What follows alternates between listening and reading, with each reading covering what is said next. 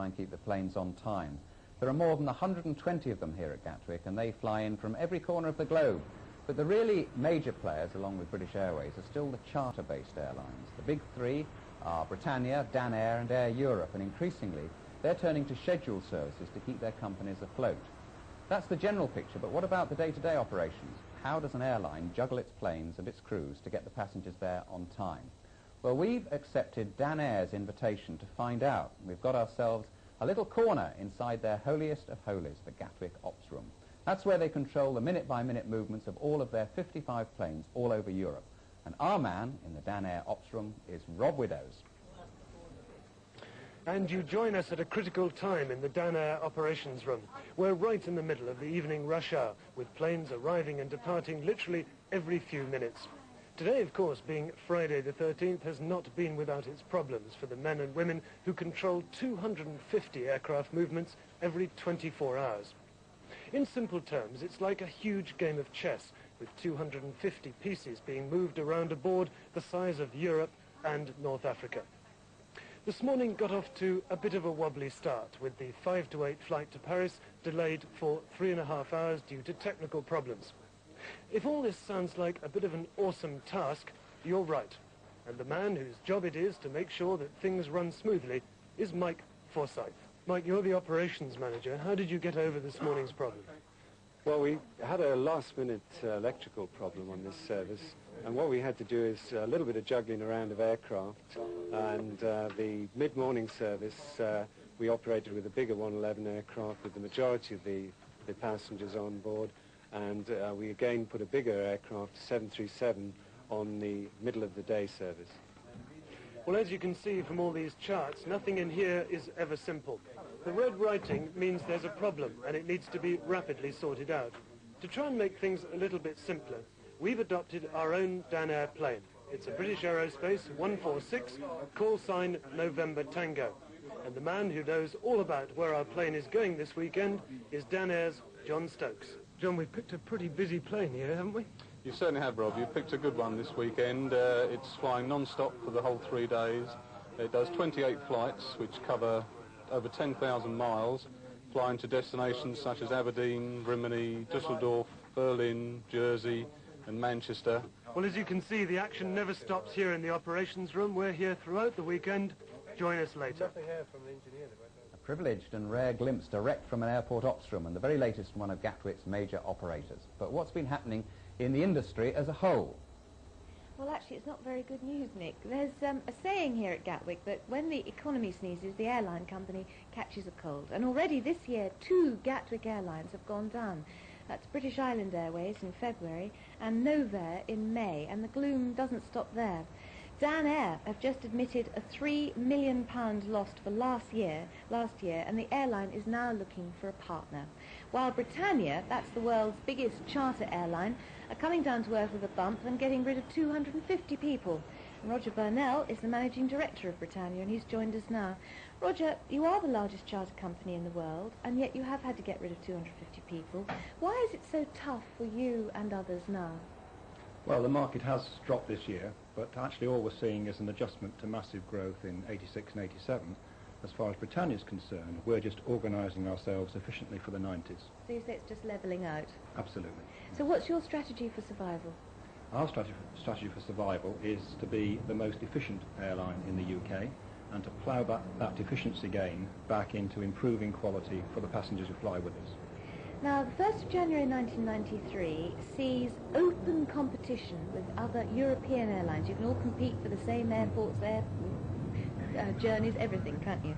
So what is that going to mean for you, a charter company? Not a lot. We already compete with every other airline in Europe.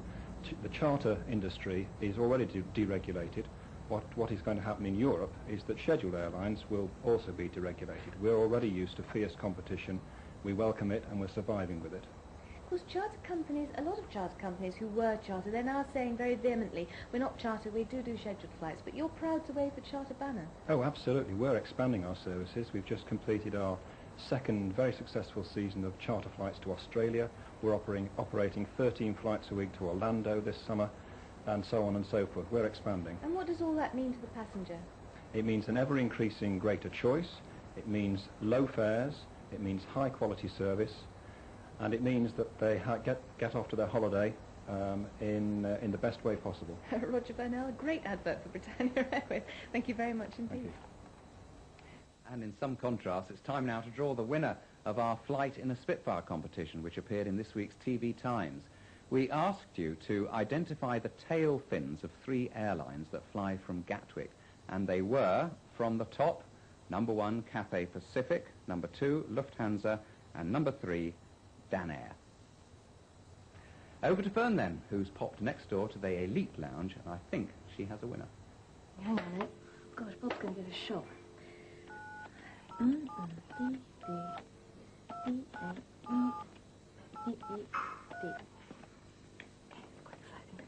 Bob Oliver in Swansea, West Glamorgan.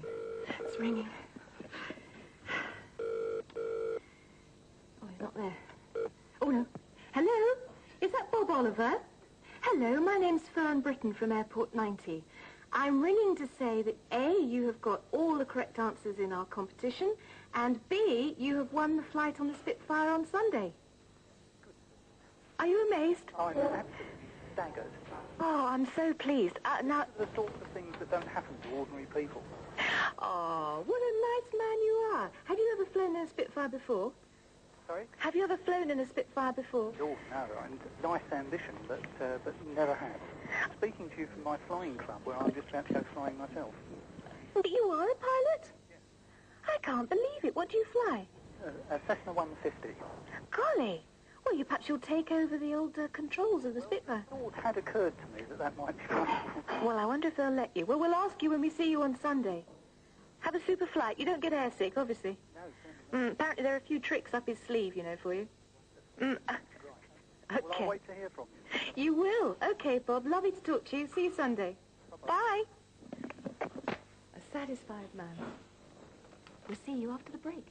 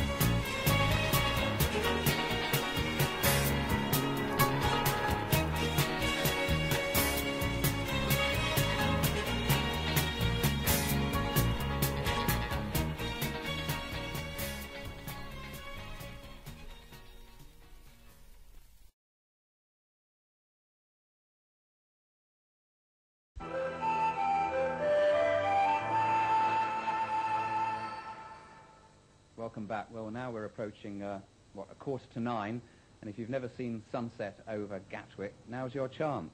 If you just look out of the window with us, I'm sure you can see the sun going down. Well, you can see an aircraft on the runway, but you're not seeing the sun at the moment. There we are. I can't claim it's exclusive, but it's quite pleasant, isn't it? So, sunset over Gatwick, and in 3 hours' time, the airport will close for the night. So between now and then, the charter airlines have to get their final flights in from the Mediterranean, turned round and away again before they turn the lights out. So, how are they doing? Rob Widows is still down in the Dan Air Ops room.